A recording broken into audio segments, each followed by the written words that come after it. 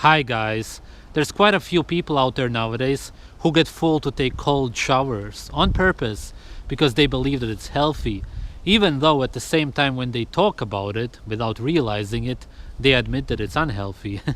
It produces white blood cells. That means that your body has an immune response to what you're doing. They are called immune boosters, same as the drinks here in Germany called Actimel. They are toxic, so of course your body will have an immune response. I'll say it as it is. You're motherfucking stupid if you don't get it. It will deplete the nutrients in your bone marrow to fight it off, and after a while these people will say, I don't get sick anymore. Wow. Your immune system is fucked, and you know it because you don't like it.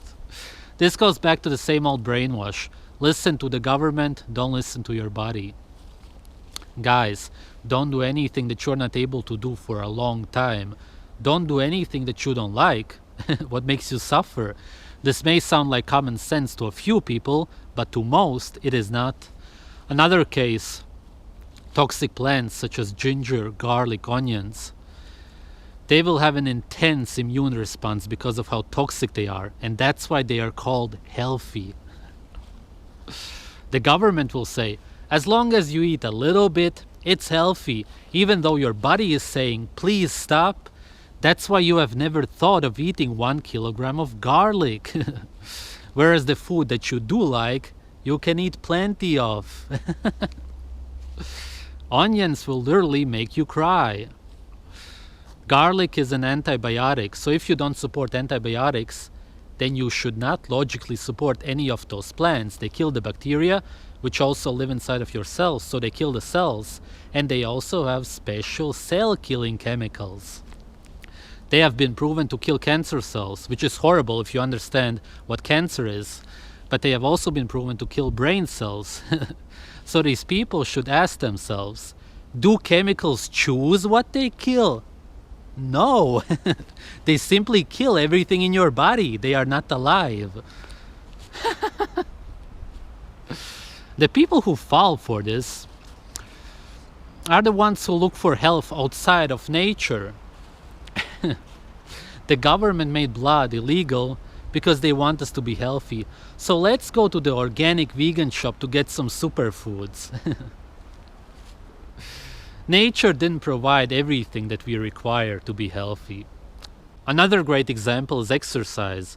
The government will say that more is less. Absolutely zero logic. The longest living humans live a sedentary lifestyle, and I'll link you a video on how to increase your longevity if that's your goal. The less you do, the less you will age, because all exercise ages you. There is so-called natural exercise such as walking, jumping, climbing, dragging, but you wouldn't do this every day, and you would not do it if you would succeed in nature. If you are powerful, a leader, then you would let the other animals do the work for you and live like a king, which means a sedentary lifestyle. The enlightened ones don't exercise. They want you to work and work out. The worst exercise you could possibly do is endurance training. It's generally a catabolic state. Combining long distance running or biking with sugar is suicide. There was a guy next to me in the intensive care when I almost died. He was talking to the doctors after he had had a heart attack while riding his bike. He was telling them how he rode the bike every week, many kilometers, and he couldn't understand why he is in the hospital. And I was thinking, man, that's exactly why you're there. If you do exercise that makes your heart beat faster, you are killing yourself. When you're sitting here, we're talking about METs, your cardiac output's 5 liters a minute. When you go out and you're a trained athlete and you're hammering up a hill full speed, or you're running a marathon, this is about a gallon a minute at rest. It's more like 6 times that. A trained athlete, Lance Armstrong, Miguel Indurain, the best athletes in the world, will generate 35 to 40 liters a minute. This is massive cardiac output.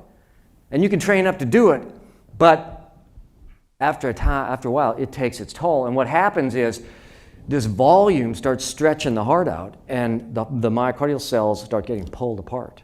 After a few hours and a few decades of doing this every day, it starts pulling the muscles apart and causing tears in the muscle. And you see troponin elevations in up to 50% of people after a marathon, even trained marathoners. Half of them. A troponin is what I measure. If we come in and you're having a heart attack, we measure troponin to see if there's been heart damage. It's a sine qua non. If you have a high troponin, you've had heart damage. Half of marathoners have heart damage by the end of the race.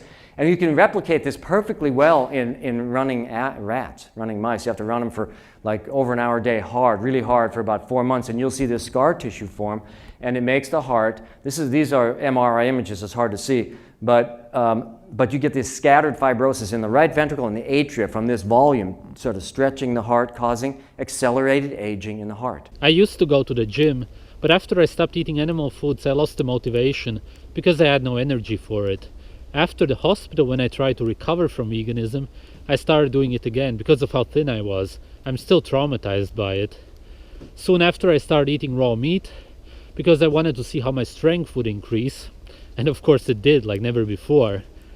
I don't make videos about it because I don't want to support the system of gyms and working out because of how unhealthy it is.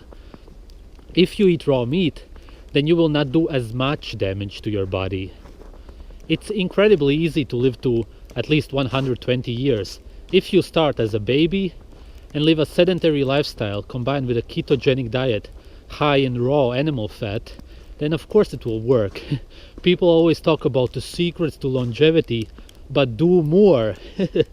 Do less, there's nothing else to it. Thanks for watching, everyone.